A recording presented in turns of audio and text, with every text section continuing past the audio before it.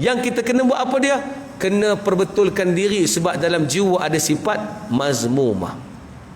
Mazmumah ni macam mana nak hindarkan tuan-tuan? Tak boleh hindar. Dia hanya boleh diperbaiki, dipujuk. Sebab tu kita kena guna ayat pujuk. Tuan-tuan, tubuh badan kita ni masih lagi kanak-kanak.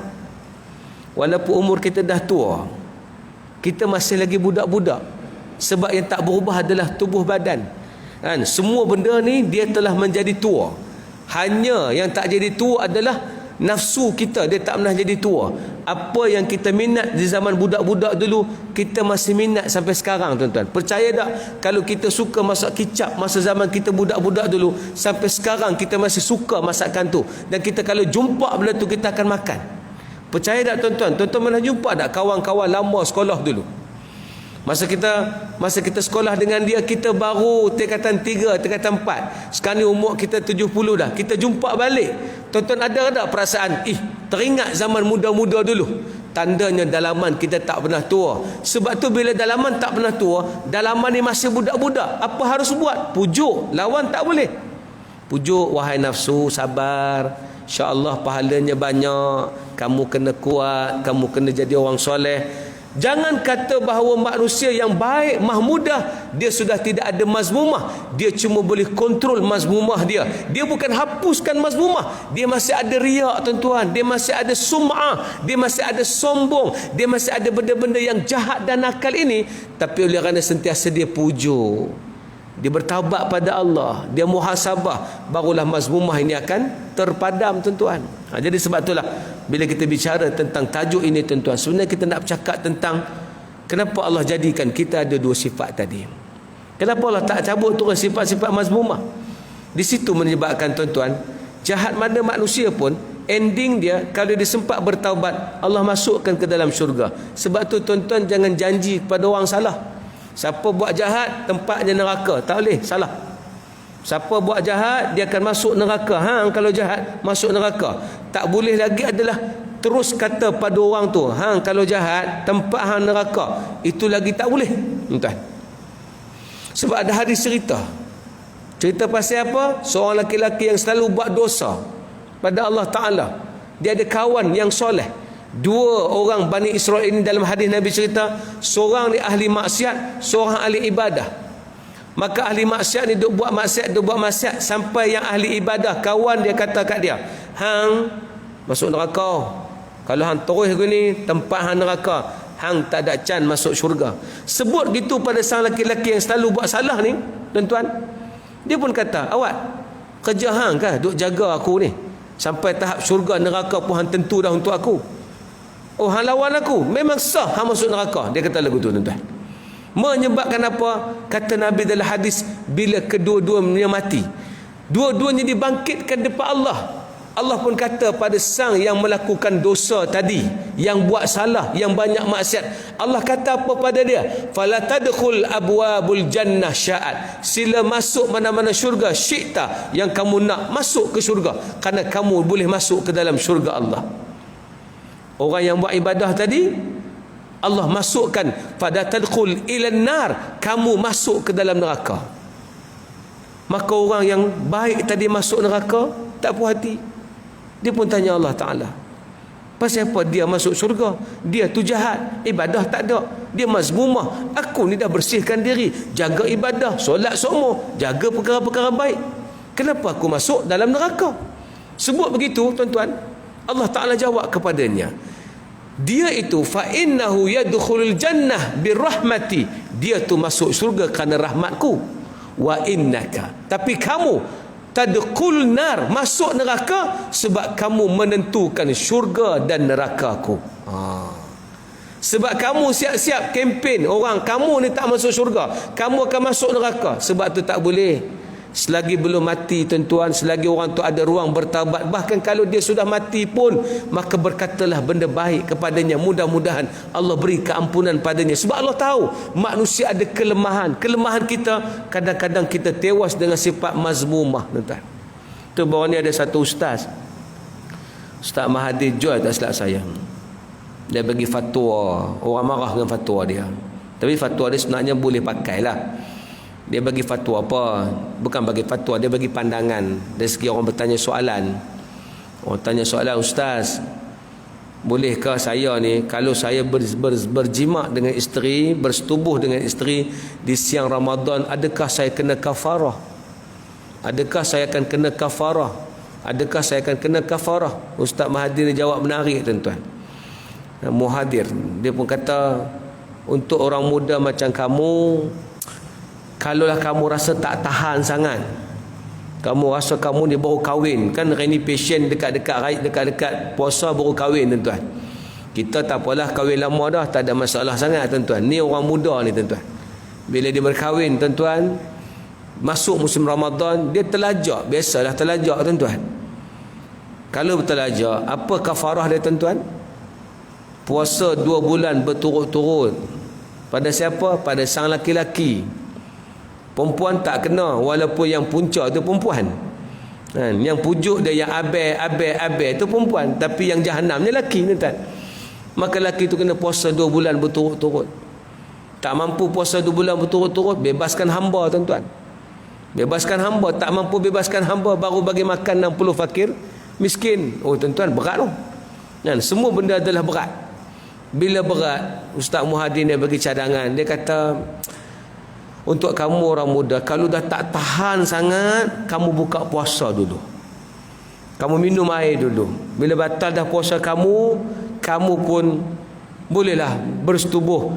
Dan kamu tak akan kena kafarah. Sebab syarat kafarah ni adalah orang yang berjima dengan isteri di siang hari dalam keadaan berpuasa. Tapi kalau tak puasa, tak kena kafarah. Tuan-tuan dapat idea tak? Kata dapat idea.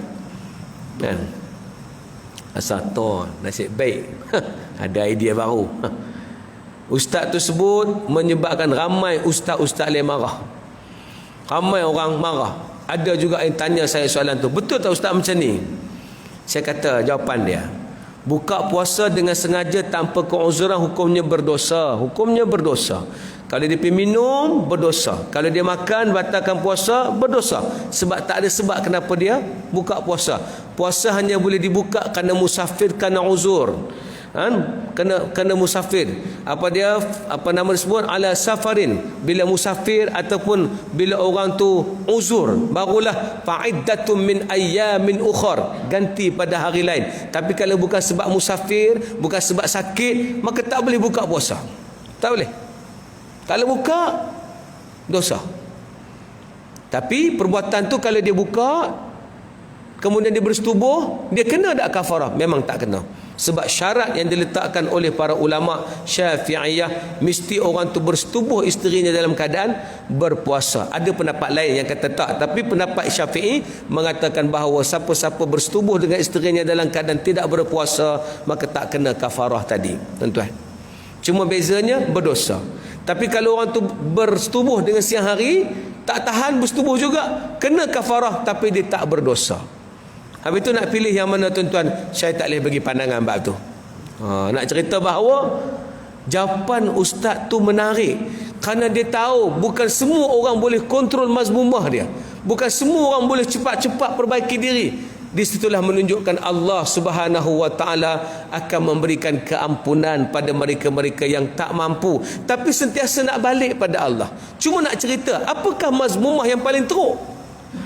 Cerita mazmumah paling teruk adalah cerita yang enggan mematuhi arahan Allah dan lawan Allah Subhanahu wa taala. Tuan-tuan pernah dengar ke cerita bahawa iblis pernah bertaubat kepada Allah?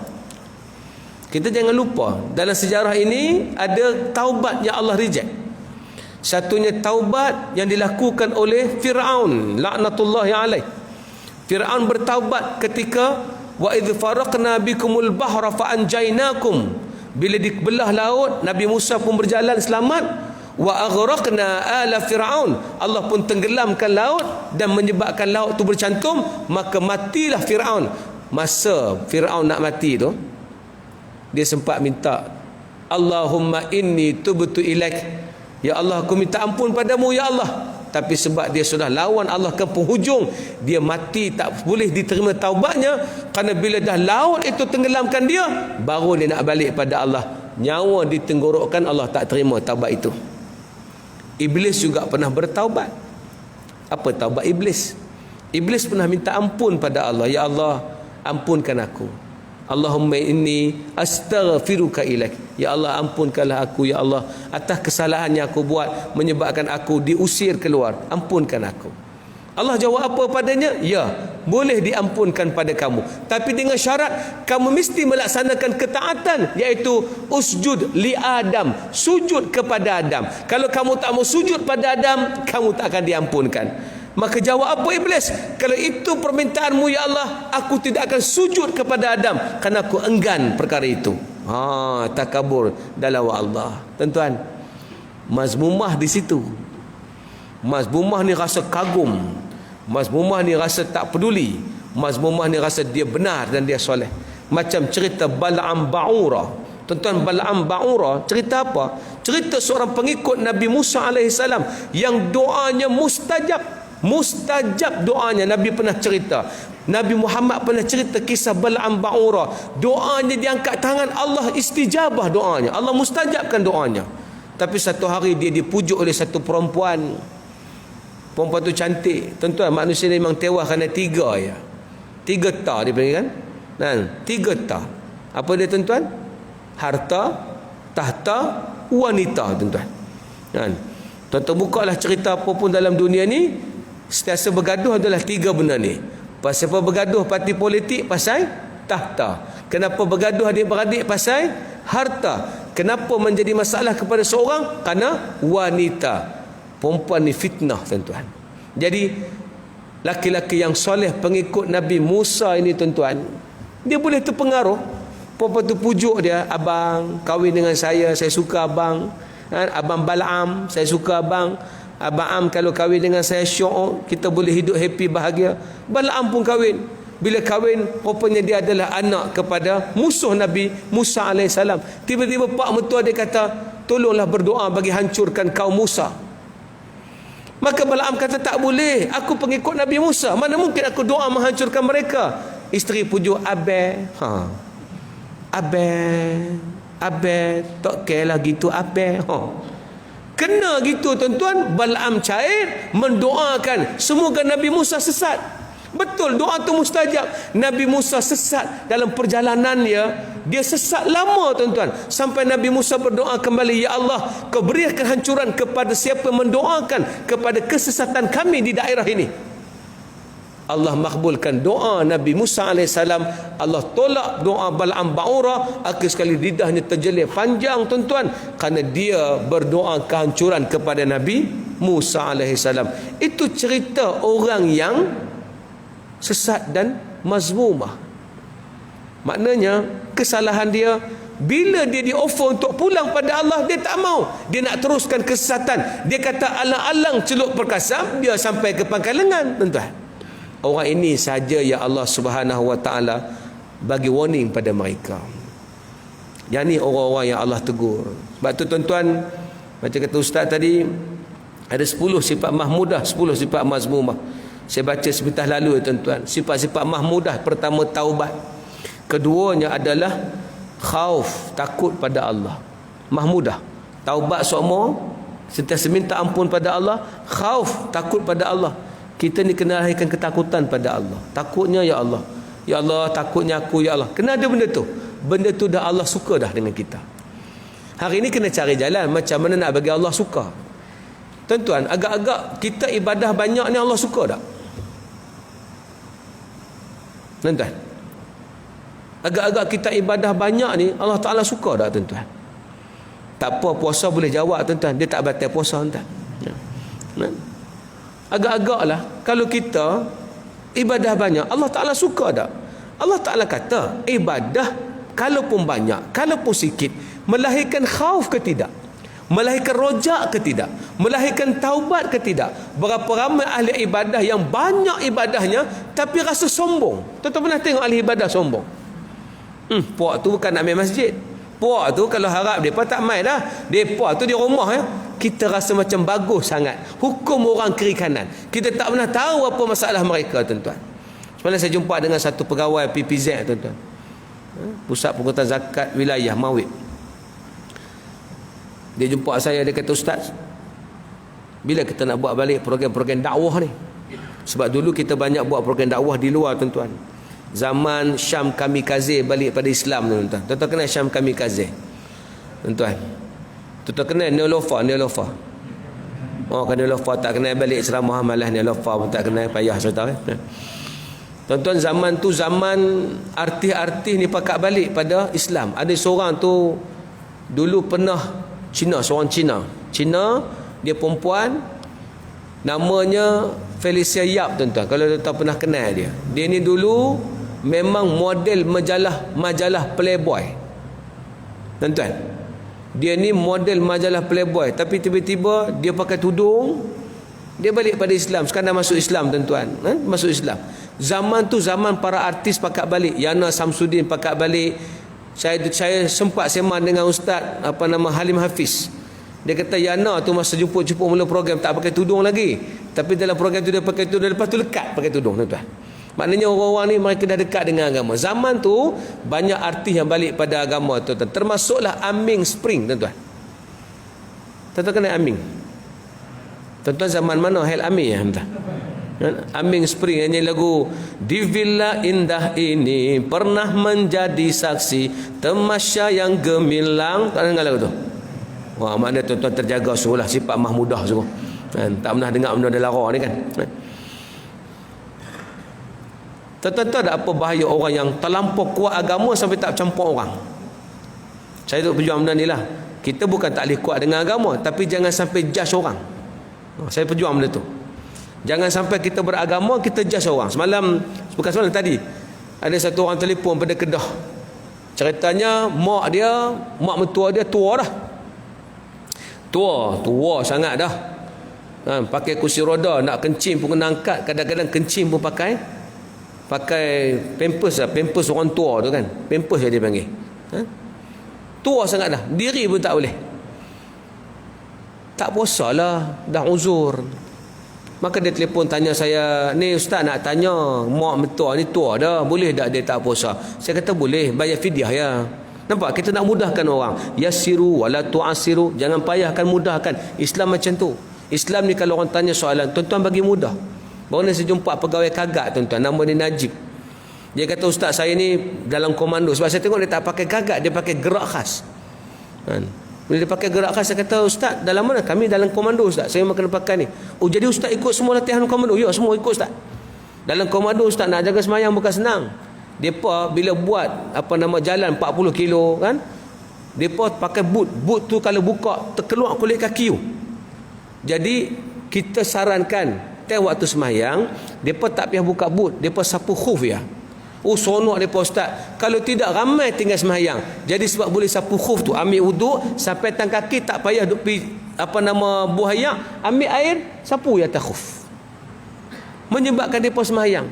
Saya tanya kenapa Ustaz Najib buat gitu? Ustaz, yassiru wala tu'assiru, mudahkan jangan payahkan. Saya seronok bila ada orang yang mudahkan urusan agama. Nak cerita tadi, akhir sekali yang tanya saya soalan tadi tu, dia kata dak gini ceritanya ustaz. Saya tanya kenapa tanya soalan ni? Dak gini, ada bayi pak balik, dia kata bayi pak balik tahu pada mana, dia kata mai abang kata tak boleh, mak kena puasa agak, kalau mak tak puasa berdosa. Oh tu dia.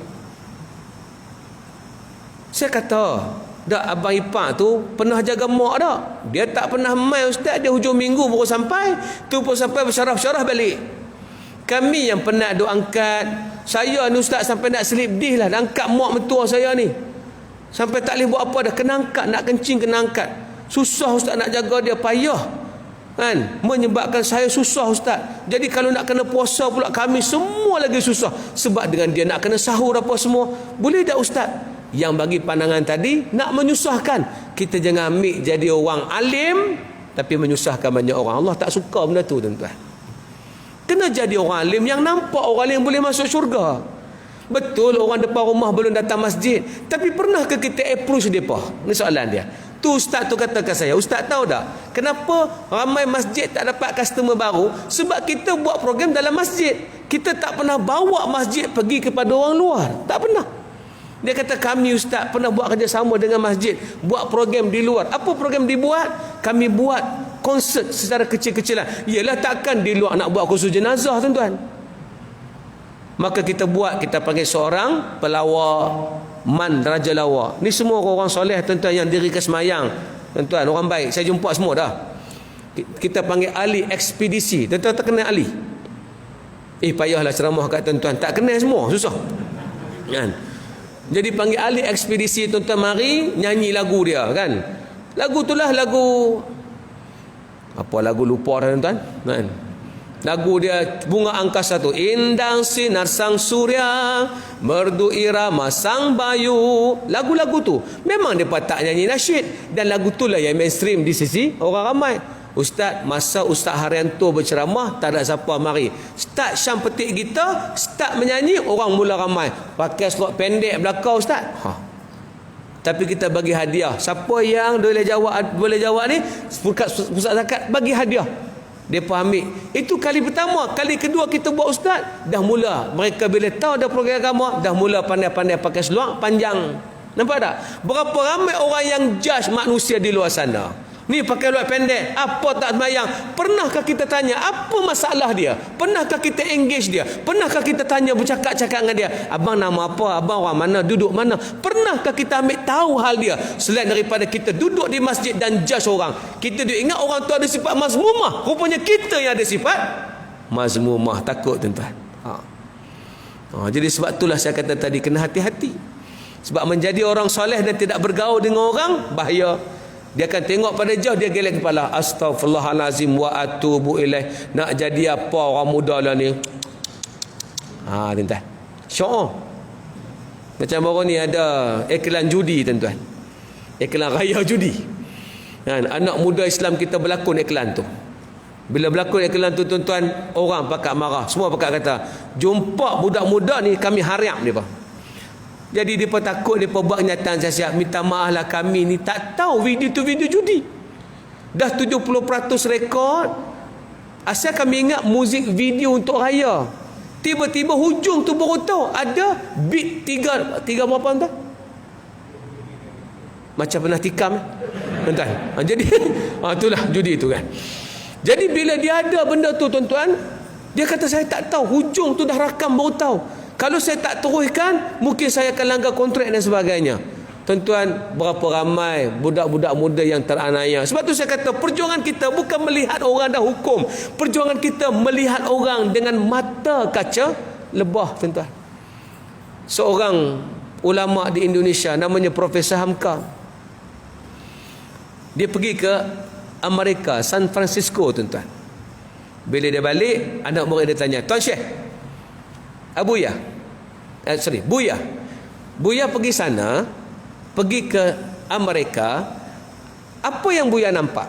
Ada benda baik ke benda jahat? Maka Buya Hamka kata, sepanjang saya berada di Amerika, saya melihat semua kebaikan. Orang-orangnya baik, mereka suka-suka perkara baik, mereka buat benda-benda baik. Apa jawab anak murid dia? Anak murid dia kata, takkan begitu Buya. Amerika kan negara teruk, negara yang penuh dengan kekufuran dan kemaksiatan. Takkan Buya tidak bertemu dengan kemaksiatan. Saya Buya Hamka pernah pergi ke Mekah. Pergi ke Mekah, di Mekah rupanya ada pelacur, kata anak murid dia. Tuan-tuan faham tak cerita anak murid ni apa? Mana pandangan dia pergi ke Mekah cari pelacur. Dia nampak di Mekah apa ada masalah. Dia nampak di Mekah ada orang boleh melacur. Dia kata, di Mekah wahai Buya Hamka, saya bertemu pelacur. Takkan Buya Hamka tidak bertemu dengan pelacur berada di San Francisco? Apa jawab Buya Hamka? Dia kata, seorang manusia itu, kalau dia memandang dengan pandangan lalat, seluruh perkara, kalau masuk ke taman yang indah pun, pasti dia nampak longgokan sampah. Tuan-tuan. Taman, bila pandang dengan pandangan lalat, masuk ke dalam taman itu, nampak apa?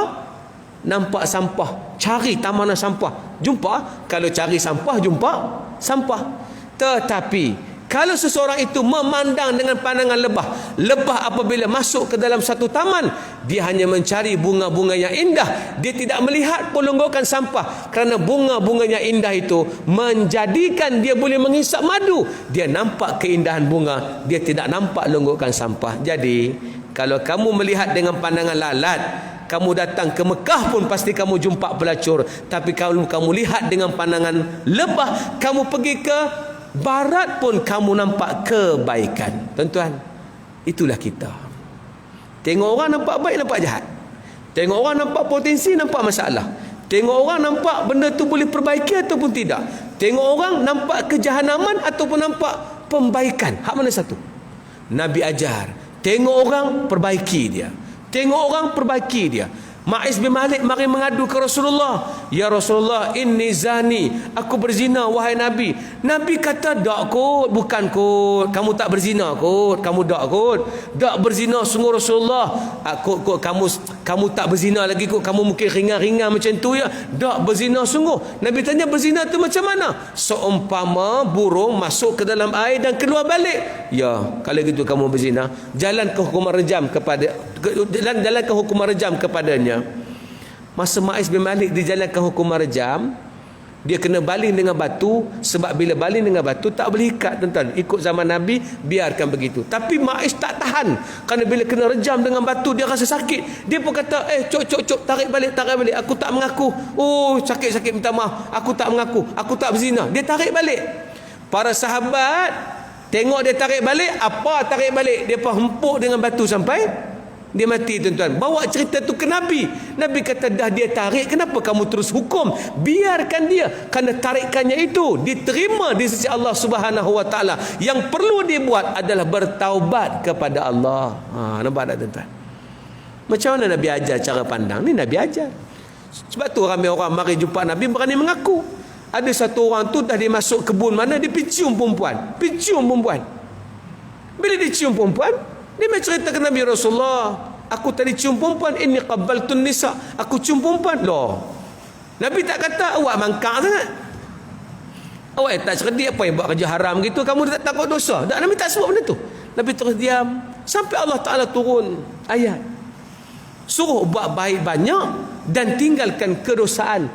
Cara untuk atasi benda jahat ni, buat baik banyak, buat benda baik yang banyak, tinggalkan kerosakan.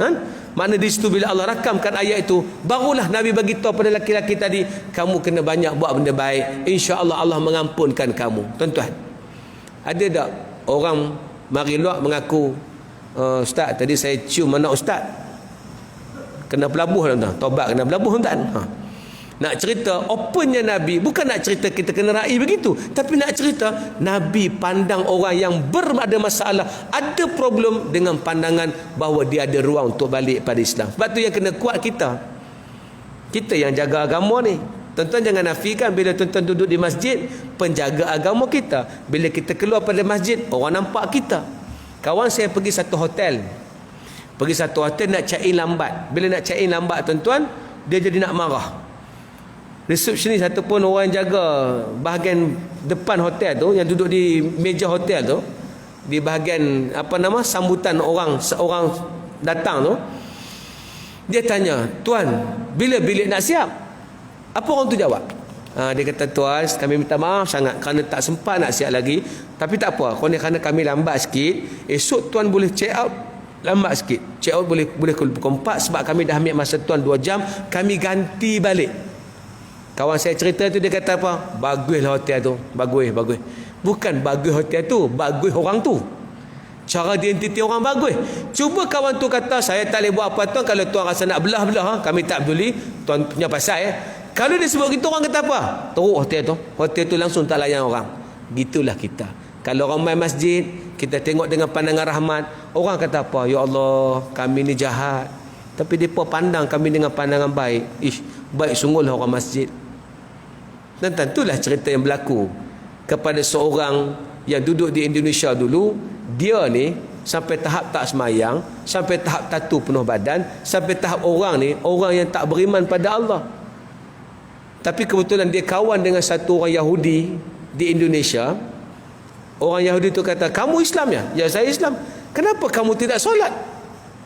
Dia kata, nak solat macam mana ni, pakai aku teruk ni. Pergilah solat. Dia pergi masjid dengan pakai anting-anting, tatu penuh badan, datang bertemu di masjid. Apa ahli masjid kata? Marhaban bika ya ahlal jannah. Selamat datang wahai ahli syurga.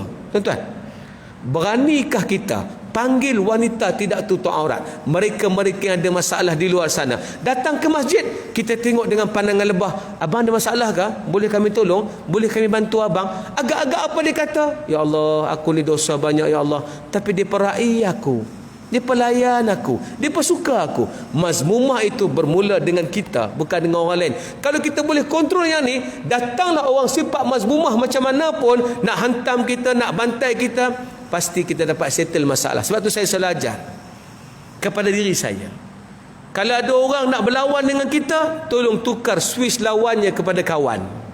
Boleh ke tuan-tuan? Boleh. Dulu saya berceramah tuan-tuan, berceramah macam ni, ada orang menjerit di belakang, sudahlah ustaz mohong. Saya buat apa? Saya biar, tak apa. Ni cakap semua tak betul semua. Apa saya buatlah? Dia tak belah, dia tunggu. Memang dia nak berlawan dengan saya. Dia dah saya pergi, saya duduk tepi dia. Pasal apa tu Haji? Ada masalah apa? Saya minta maaf lah kalau saya silap cakap. Tak ada lah ustaz, bukan nampak? Orang Melayu dia kalau main pujuk lemah. Tak ada lah ustaz, saya bukan nak marah. Kita ni bukanlah nak marah sangat, tapi itulah ustaz. Nampak? Dah saya minta maaf lah, kau saya silap, kau saya sentuh hati tu Haji, saya minta maaf. Tak apa ustaz, salah saya juga. Nampak tak tuan-tuan? Cuma kita pergi dekat dia, fa innaka min ahlin nar. Habis dia makin dermen muka kita entah. Sebab tu saya kata tadi apa dia?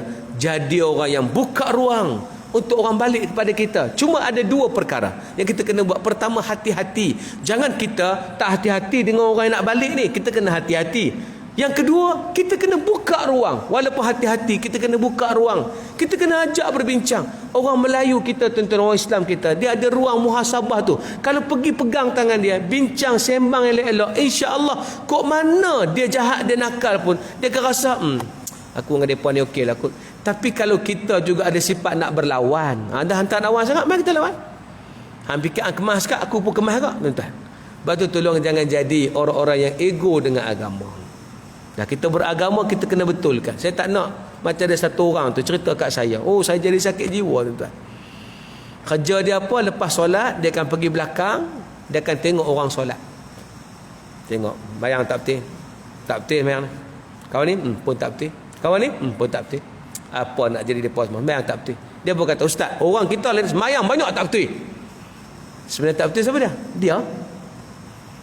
Kenapa kamu tak pergi jumpa orang dan beritahu abang, sebenarnya nak cerita sikit lah, ada benda kalau abang buat macam ni kurang tepat, tapi kalau abang buat ni tepat.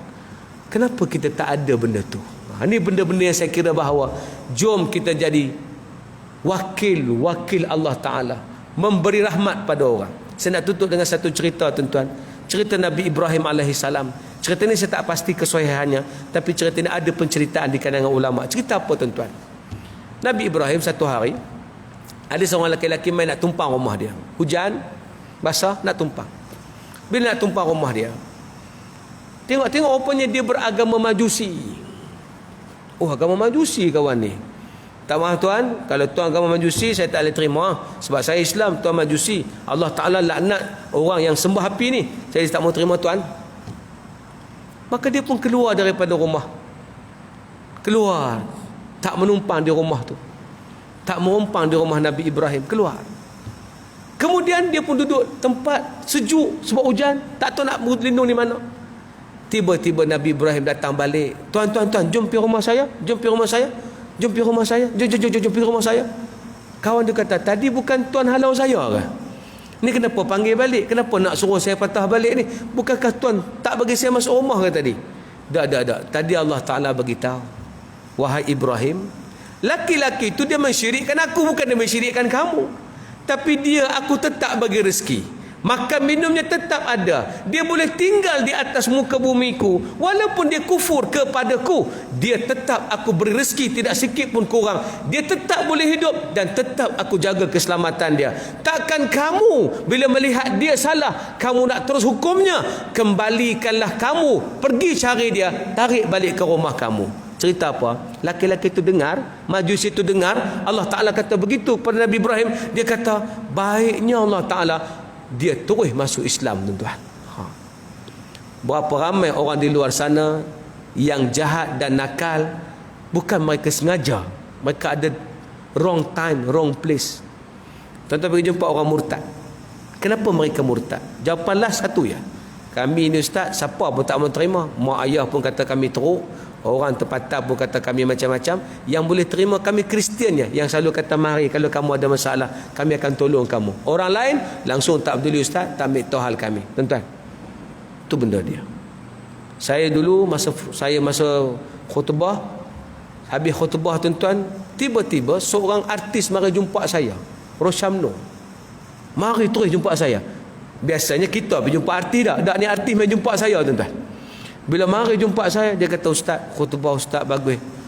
Khutbah ustaz tak hukum orang. Khutbah ustaz cerita pasal jom jadi baik. Tak kira dosa terang mana pun Allah ampunkan. Kalau kita tak tutup aurat sekarang pun, kita didiklah pelan-pelan. Kalau mati pun tak sempat tutup aurat, insya-Allah ada ruang keampunan sisi Allah.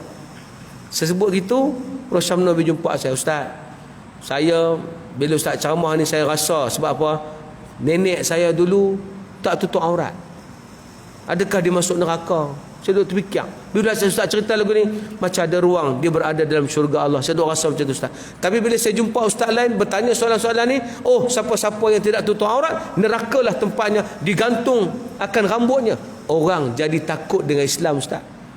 Rosyam nakal, jahat, lah ni dah boleh baca Quran sebab dia nampak ada ruang keampunan di sisi Allah Subhanahu wa taala, tuan-tuan.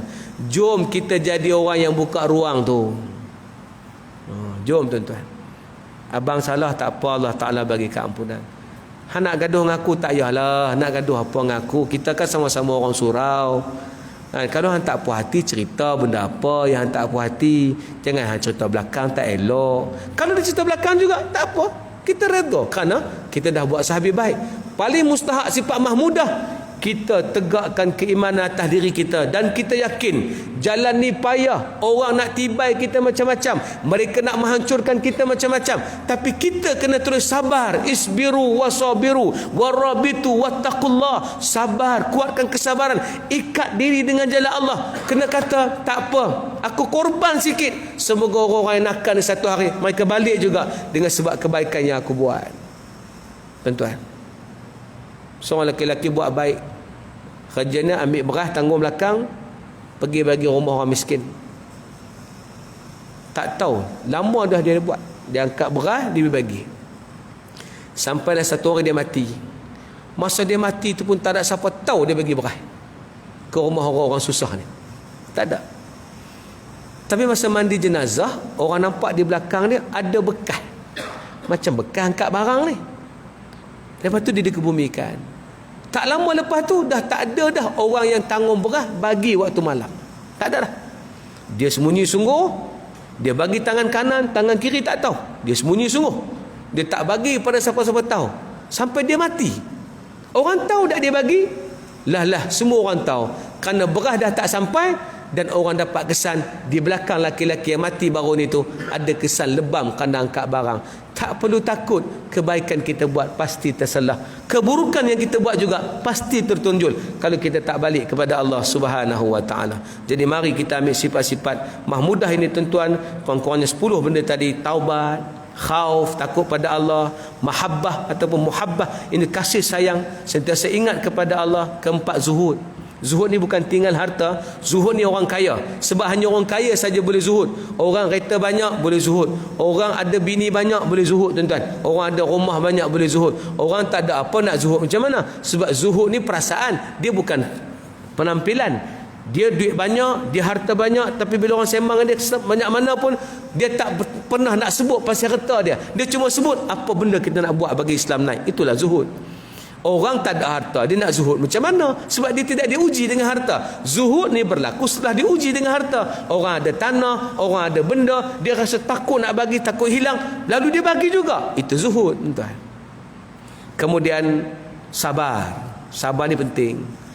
Orang hina kita buat kerja Islam ni, tuan-tuan tolong jadi orang macam ni, tuan-tuan. Iaitu kalau orang hujum kita, orang hina kita, kita terus istiqamah ya. Jangan takut. Orang akan datang macam-macam cerita pada kita. Orang datang fitnah kita. Yang kita kena buat terus ya. Saya ni macam-macam orang kata. Ustaz liberal, ustaz menyanyi, dalam kuliah buat benda lara, macam-macam orang kata. Saya berhenti? Tak. Sebab suara tu akan tenggelam. Kerana suara-suara tu tak boleh untuk matikan saya. Sebab saya yakin Islam ini adalah agama yang hebat. Dia boleh guna pelbagai cara untuk sampai selagi tidak bercanggah dengan Islam. Saya buat. Ustaz Zul, liberal. Terus liberal saya. Entah. Tapi saya tak peduli dengan semua tu. Saya tak peduli dengan ucapan orang. Sebab saya tahu, kalau aku terus istiqamah, insya-Allah satu hari mereka akan faham. Tuan-tuan, mereka akan faham. Ini asal dia. Kemudian keenam, syukur. Syukurlah tuan-tuan. Wala in syakartum la azidannakum. La in syakartum la azidannakum. Allah tambah bila kita syukur. Allah bagi nikmat yang banyak. Syukur ni dia melahirkan nikmat, dia melahirkan tambah. Syukur. Apa tanda orang tu syukur? Dapat, alhamdulillah, syukur. Hei. Macam tu. Tu syukur. Saya lagilah syukur. Setahun tak boleh kuliah tuan-tuan. Panjang setahun ni tak boleh kuliah. Cuma kita taklah bubuh dalam media sosial kata kita susah. Kita buat macam tu, buat diam-diam lah. Kan? Tak susah lagu mana. Dah lah kuliah tak ada. Bini pula tak kerja tuan-tuan. Bini pertama saya tak kerja. Bini kedua saya tak kerja. Tuan-tuan, saya menikah 2 tuan-tuan. No. Pertama nombor 9 orang anak, nombor 2 4 orang anak. Ni solusi ni nak beranak lagi seorang. Jadi anak saya ada kan 14 orang anak tuan-tuan, dengan bini 2 tak kerja. Saya pun tak ada kuliah setahun. Saya pun tak ada kerja apa. Entah. Kalau pikir menderita tu menderita, tapi apa dia? Bila kita syukur, ya Allah, kau tak pernah nanya aku, ya Allah, mesti ada jalan. Ada jalan sungguh tuan-tuan. Itu kehebatan Allah Ta'ala. Tapi kalau kita menggelabah, habis Tuhan nak buat apa pula habis. Tu tak syukur. Syukur tuan-tuan. Bila jadi musibah, ada baik ni, ada benda baik ni. Memang nampak sekarang ni tak nampak, tapi ada benda baik. Percaya tak? Benda tu menjadikan kita syukur. Syukur ni bukan sebut di lidah, tapi di hati tidak yakin. Syukur ni adalah kita buat apa yang sedang kita hadapi. Kita tak gelabah ketika musibah datang. Kita tenang ketika kita bersyukur. Lalu kita bersyukur. Ketujuh, ikhlas. Ikhlas ni apa dia? Buat bukan kerana hajat sesuatu. Buat betul-betul kerana Allah. Ikhlas ni tak susah sebenarnya. Buat pasal apa? Nak tengok Islam naik. Ikhlas. Kenapa kamu buat gini? Sebab nak tunggu Islam jadi hebat. Kenapa kamu bercakap benda-benda yang orang tak suka dengar? Tak apa kalau tak suka dengar, tapi benda tu baik, kena cakap. Supaya orang tahu kita ikhlas. Kita nak orang tu jadi baik. Kita nak dunia jadi baik. Kita nak Allah Ta'ala mengiktiraf kita. Ke-8, tawakal. Mari kita tawakal pada Allah. Tawakal jangan salah. Tawakal mesti buat dulu. Doa saya tak jadi. Fa idza azamta fatawakkal 'ala Allah. Buat kerja dulu baru tawakal. Orang hari ni banyak doa dulu. Dan orang hari ni diajar dengan doa dia selamat. Betul. Tapi jangan berhenti dekat tu. Contoh, siapa-siapa baca doa ni dia selamat daripada kenderaan, tidak aksiden. Tu jangan tuan-tuan. Benda tu salah. Habis tu naik kenderaan baca doa. Tapi hati-hati, bawa perlahan, bawa betul, pakai seatbelt, ikut jalan betul, jangan terlena. Itu semua penting. Gabung jalin antara usaha dengan doa, itu baru tawakal. Kalau terus angkat tangan, ya Allah, bagilah rezeki pada kami, ya Allah, kami tak tahu nak buat apa dah, memang Allah tak tolong. Dia kena bergerak. Angkat tangan, ya Allah, kuatkan aku untuk buat sesuatu, ya Allah, biarlah aku boleh bergerak. Baru tawakal namanya. Macam sahabat Nabi ditegur, mari ke masjid, unta tinggal depan pintu masjid, tak ikat. Nabi tanya, kenapa tak ikat tali unta? Dia terus kata, tawakal tu Allah. Aku tawakal pada Allah. Nabi kata, tak. Tawakal fa idza azamta fa tawakkal Allah. Ikat dulu baru angkat tangan. Kita terbalik, doa dulu baru angkat, baru kita buat. Kita buat dulu, awal-awal doa semoga Allah bimbing, kemudian setelah buat barulah, ya Allah, Rabbana taqabbal minna innaka antas samiul alim. Terimalah ya Allah kerana kami telah buat. Baru betul. Baru nama tawakal. Itu benda besar tuan-tuan. Kemudian ke-9, redha. Redha dengan perkara-perkara yang Allah jadikan. Redha dengan kematian. Redha ni bukan senang tuan-tuan, susah.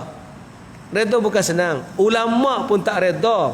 Ada satu zaman tuan-tuan, sang ulama ni kematian isteri.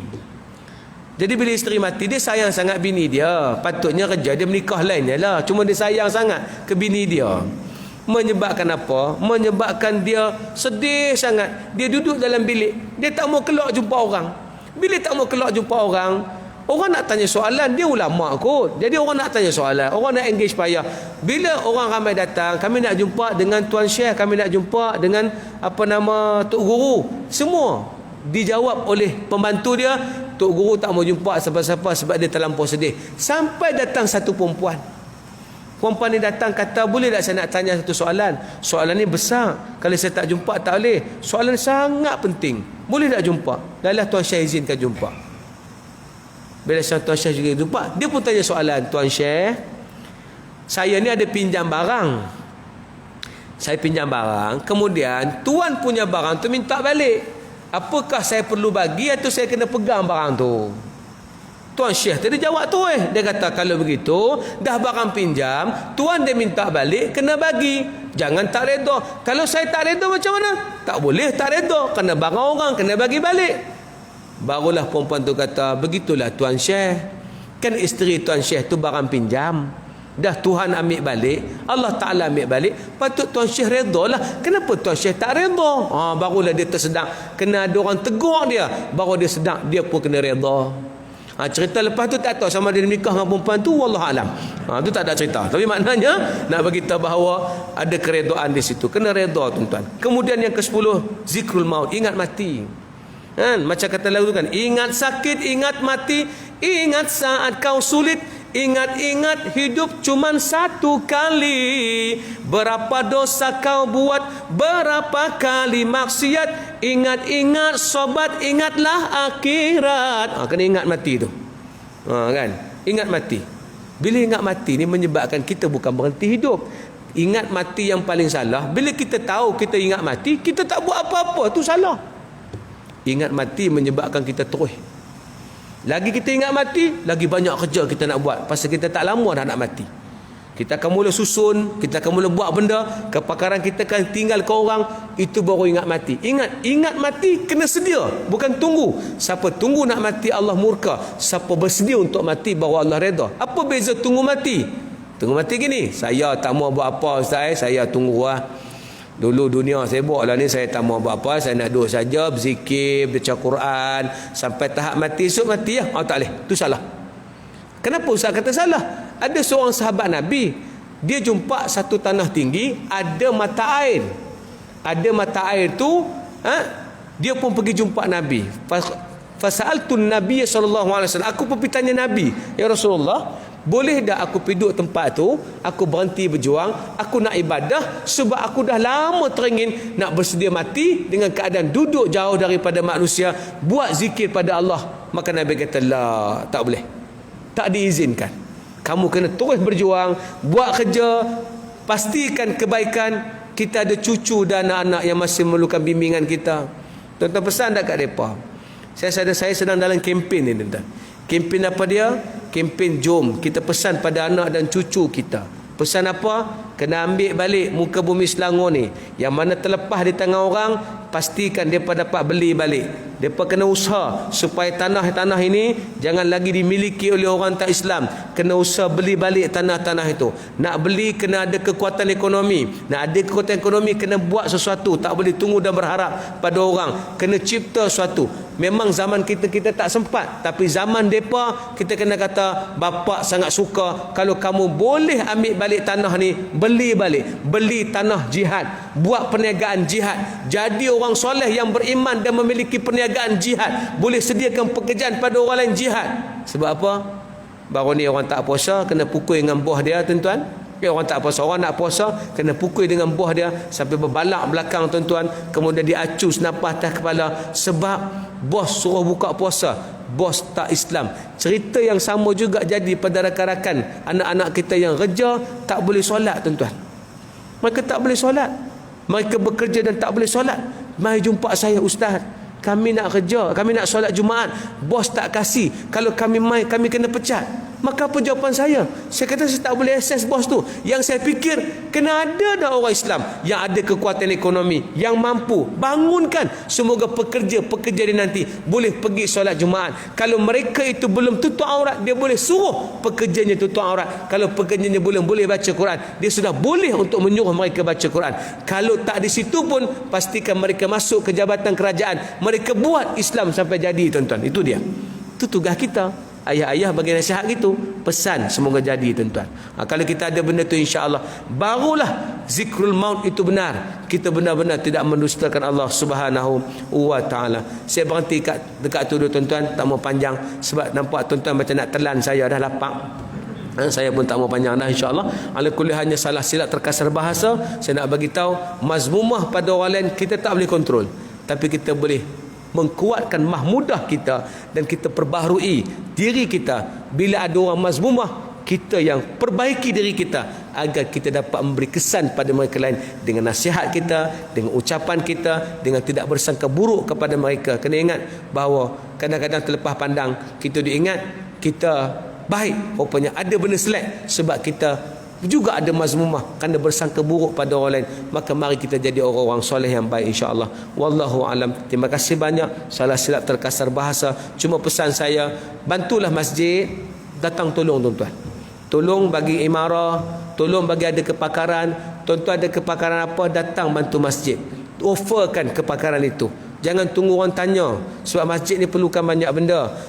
Offerkan. Kata saya ni ada kelebihan ni, saya boleh ajak ni, saya dulu benda ni saya buat, apa masjid nak pakai, saya sedia berkhidmat.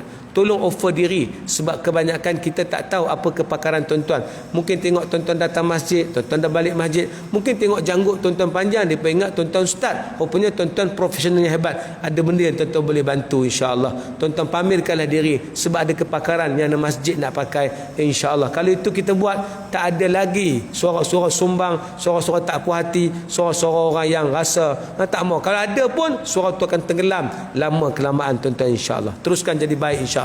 Mudah-mudahan kita mahmudah dan mazmuah kita dapat diuruskan. Mudah-mudahan kita menjadi insan yang terbaik. Cukup sekadar tu, innahu wasamiul alim. Di belakang sana tuan-tuan ada satu tabung untuk sekolah saya dan juga untuk dakwah cyber saya. Kita ada banyak buat dakwah cyber dan kami sedang duk siapkan satu application untuk kumpulkan ustaz-ustaz yang berwibawa, yang boleh bagi motivasi, bagi semangat.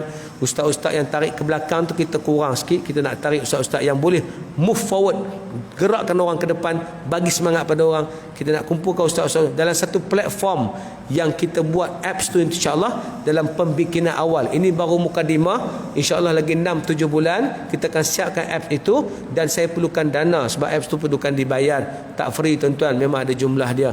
Mungkinlah setelah kita tengok jumlah semua nak siapkan apps tu dalam 250,000, tapi maknanya nak dapatkan 250,000 tu mungkin dah banyak, tapi kalau tuan-tuan dapat sumbang sikit-sikit pun tak apa dah, agar menjadi ringan kepada bebanan kami untuk siapkan apps. Dan supaya kenapa ramai orang tak boleh main masjid dan surau, anak-anak muda kita kadang-kadang mereka yang sibuk dengan urusan-urusan bisnes tak sempat, tapi dia pernah agama, apa harus mereka buat? Takkan mereka nak ambil masa datang masjid nak dengar kuliah, tak sempat. Maka kita ambil cara, kita bawa Islam ke poket mereka, dalam handphone mereka. Mereka boleh tengok ustaz-ustaz di situ dan mendengar kuliah yang baik. Maka tuan-tuan berkata, alah kalau ustaz cerita tu YouTube dah ada, Facebook pun dah ada. Sebab Facebook dengan YouTube serta TikTok, apa lagi tuan-tuan, Instagram, ini semua gangguan banyak tuan-tuan. Gangguan banyak. Lintas satu ustaz, tak ada nak tengok ustaz, bawah tu dia lofa. Tengok dia lofa lu? Entah. Jadi benda tu diganggu. Tiba tuan-tuan scroll bawah, nak cari ustaz atas tu tak jumpa dah, hilang.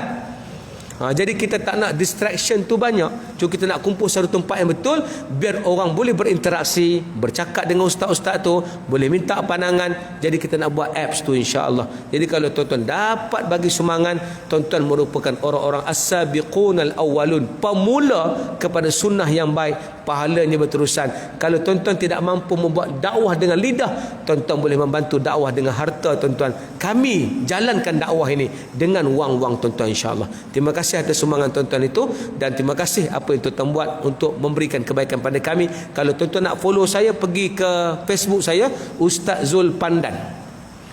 Ustaz Zul Pandan, bukan Ustaz Zul Pondan, tu orang lain tuan-tuan. Ustaz Zul Pandan. Ustaz Zul Pandan ni lama dah. Saya tak, orang tanya kenapa nama Ustaz Zul Pandan, saya pun tak tahu pasal dia panggil pada saya Ustaz Zul Pandan. Mungkin sebab saya duduk di Pandan Indah lama kot, dia jadi gelaran Pandan tu lekat pada saya. Wallahu alam. Saya tak minta pun. Kalau boleh saya nak orang nama Ustaz Zul Arifin. Kemas kan? Kan? Jadi maknanya tapi sebab dia panggil Ustaz Zul Pandan, tak apalah, saya terima lah. Cuma pergi ke channel saya di Facebook Ustaz Zul Pandan, atau pergi ke Telegram saya. Telegram ni dia lebih baik daripada WhatsApp kerana boleh hantar video banyak dan sebagainya. Tuan-tuan pergi ke Telegram saya ustazzul.id kalau nak tengok video-video lain yang saya buat, saya ceramah. Tak panjang, 3 minit. Kenapa 3 minit? Sebab orang boleh dengar agama ni 3 minit sekarang dan dapat maklumat. Semoga tuan-tuan boleh send kepada anak cucu kita kalau tuan-tuan bersama dengan saya, insya-Allah. Kerana panduan saya bagi itu untuk hidup beragama, bukan untuk sekadar jadi orang agama, tapi untuk hidup beragama, tuan-tuan. Jadi tabung, tuan-tuan pergi ke channel. Terima kasih banyak. Assalamualaikum warahmatullahi wabarakatuh.